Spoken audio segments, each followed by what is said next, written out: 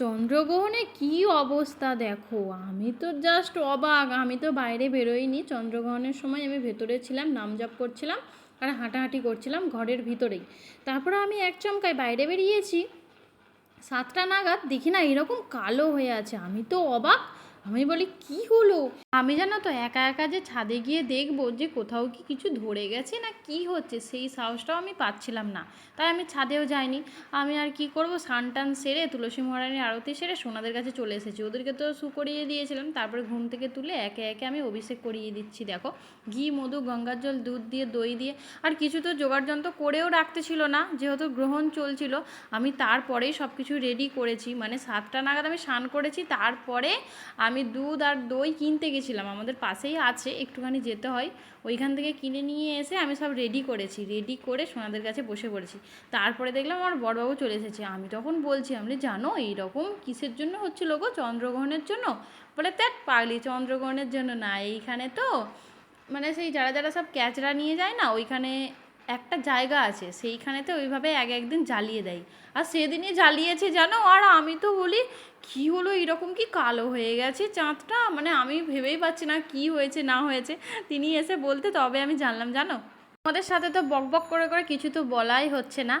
আমি এই অভিষেকটা করিয়েছিলাম মহাপ্রভুর আবির্ভাব তিথিতে। আর তোমরা তো সবাই জানো সেদিন ছিল চন্দ্রগ্রহণ, তাই আমি সেই কথাটাই প্রথমে বললাম। দেখো, আমি সেদিন সোনাদেরকে রাত্রিতে কি কি করেছিলাম সেটাই তোমাদের সাথে একটু শেয়ার করছি। আর সকালবেলা কি করেছিলাম সেই ভিডিও তো তোমাদের সাথে আমি সেদিনই শেয়ার করে দিয়েছিলাম, কিন্তু আজ এই ভিডিওটা এখন শেয়ার করছি। সন্ধ্যা থেকে আমি কী কী করছিলাম দেখো। সোনাদেরকে 3জনকে নতুন জামা প্যান্ট পরিয়েছি, কিন্তু একটাই দুঃখের বিষয়, আমি 3জনের জন্য জামা প্যান্ট কিনতে গেছিলাম, কিন্তু এখানে কোথাও পাইনি জানো। এই আকাশি কালার জামাটা যেটা আমার ভীম পরে আছে ওটা আমি বাড়ি থেকে নিয়ে এসেছিলাম, আর লালার জামাটাও আমি বাড়ি থেকে নিয়ে এসেছিলাম, সাদাটা। একটা জামা একটু মানে কম পড়ে গেছিলো।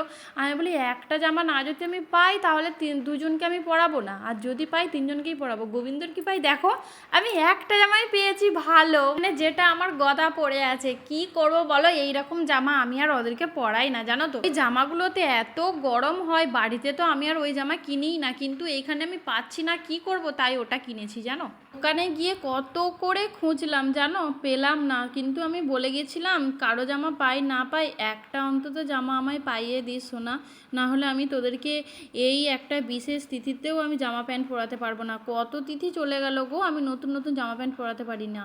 সেই পুরনো একবার দুবার পরেছে সেইগুলোই পরাতে হয়েছিল, খুব দুঃখ করছিলাম। যাই হোক, একটাই পেয়েছি আর 3জনকে নতুন পরিয়েছি। আমি আর এক জায়গায় যাব, আমার বড়বাবু বলেছে ওইদিকে নাকি অনেক পাওয়া যায়, সেইখানে গিয়ে সোনাদের জন্য বেশি বেশি করে কিনে নিয়ে চলে আসবো, কারণ এই দিকে একদমই পাওয়া যায় না। আর সেই মার্কেটটা না অনেক দূরে, 3-4টে গাড়ি ফেরা করে যেতে হয় তো, আর ওনার অতটা সময় হচ্ছে না। তবে একদিন আমি যাব, গিয়ে সেদিন সোনাদের জন্য জামা প্যান্ট কিনে আনবো, ঠিক আছে সোনা?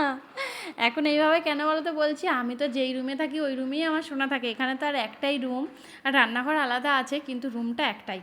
সেদিন ছিল আমার নির্জলা উপবাস, তাই তো আমি নির্জলা উপবাস ছিলাম সকাল থেকে একদম, মানে সেই রাত্রি তানাক। আর এমনিতেই বলেছিল যারা না পারবে সন্ধ্যা অবধি অন্তত নির্জলা করতে, কিন্তু আমি তো গোবিন্দর কৃপায় পেরেই যাই। সত্যি কথা, মানে কষ্ট হয়তো মাঝে মাঝে একটু হয় যে একটু জল পেলে ভালো হতো, মানে খাবারের প্রতি হয় না, কিন্তু সেটাও ঠিক হয়ে যায়, ম্যানেজ হয়ে যায়। যাই হোক, সেটা সবই গোবিন্দের কৃপা, আর কিছুই না। কিন্তু যারা যারা নির্জলা না পারবে তারা একাদশীর মতো করতে বলেছে। তোমরা সবাই কিভাবে পালন করলে? সকালে তো সোনাদেরকে আমি আবির দিতে পারিনি, 6:30টার মধ্যে আমি কত কি করব বলো তো, তাই কিছু করতে পারিনি। সোনাদের স্নান করিয়ে খাইয়ে দাইয়ে ঘুম পাড়িয়ে দিয়েছিলাম। আর এইদিকে দেখো, আমি স্নান টান করিয়ে সোনাদের আরতি সেরে সোনাদেরকে একটু আবির দিয়ে দিয়েছিলাম। তারপরে আমি চন্দ্রদেবের কাছে চলে গেছি, এইখানে গিয়ে একটা প্রদীপ প্রদান করে দিয়ে চলে এসেছিলাম। আমি ওই থামটাতেই রেখে দিয়েছিলাম, কারণ ওপরে রাখলে কোথায় পড়ে টরে যাবে, আমি বলি ওইখানটাতেই থাক। দিয়ে প্রদীপটাকে দিয়ে নিচে চলে এসেছি। নিচে এসে সোনাদেরকে সেবা দিয়ে চলে গেছিলাম, দিয়ে নিচে এসে সোনাদেরকে খাইয়ে দিয়েছি। দেখো, আমি ক্ষীর বানিয়েছিলাম সেদিন, পরমান্ন আর বানাইনি। আমি বলি ক্ষীর বানিয়ে দিই, ক্ষীরটাও অ্যাকচুয়ালি কিন্তু জন্মদিনের দিন বানাই, তাই না? আর সোনাকে দেখো, আমার গদাকে যখন খাওয়াতে গেছিলাম দেখি না ওর মুখের গোড়ায় গোটা চুল লেগে আছে, তাই আমি মুকুটটা খুলে আরেকবার চুলটাকে সরিয়ে দিচ্ছিলাম। দিয়ে তারপরে দেখো 3জনকে একে একেই খাইয়ে দিলাম।